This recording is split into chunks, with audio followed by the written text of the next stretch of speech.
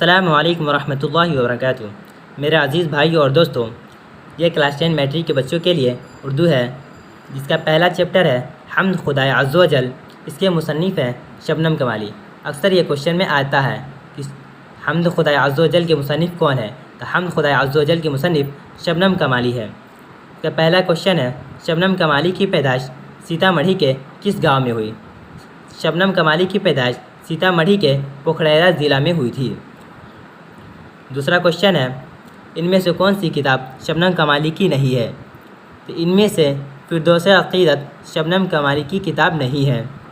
تیسرا کوشچن ہے شبنم کمالی کو شاعری کے کس تصنیف میں شہرت حاصل ہوئی؟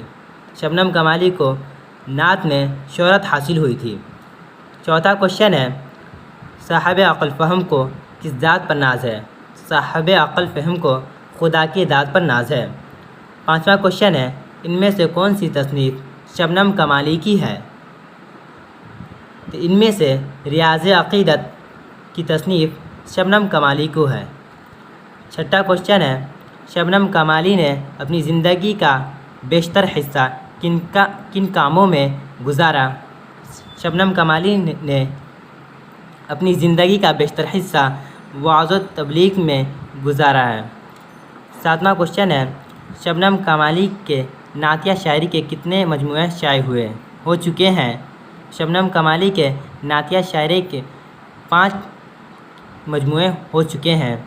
آٹھواں کوشچن ہے بزم کائنات پر قدرت خاص کا کیا ہے؟ تو بزم کائنات پر قدرت خاص کا عکس ہے۔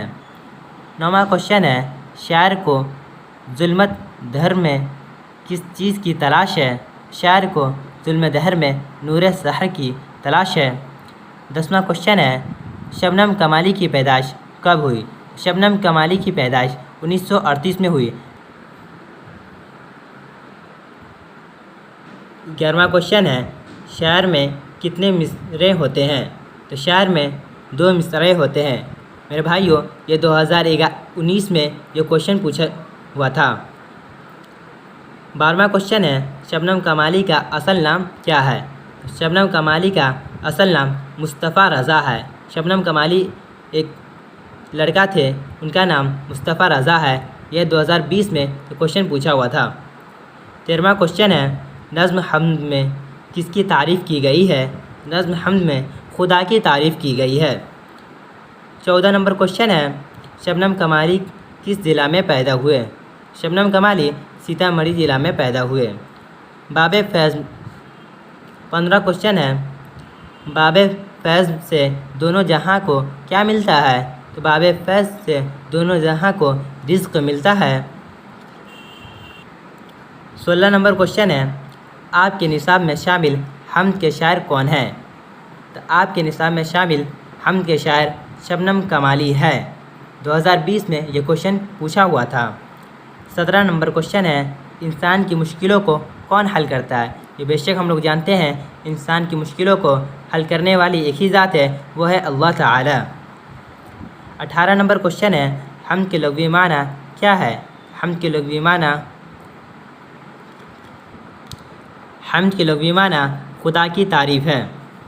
19 نمبر کوشچن ہے حمد میں ذوالجلال کس کے لیے آیا ہے؟ تو حمد میں ذوالجلال خدا کے لیے آیا ہے۔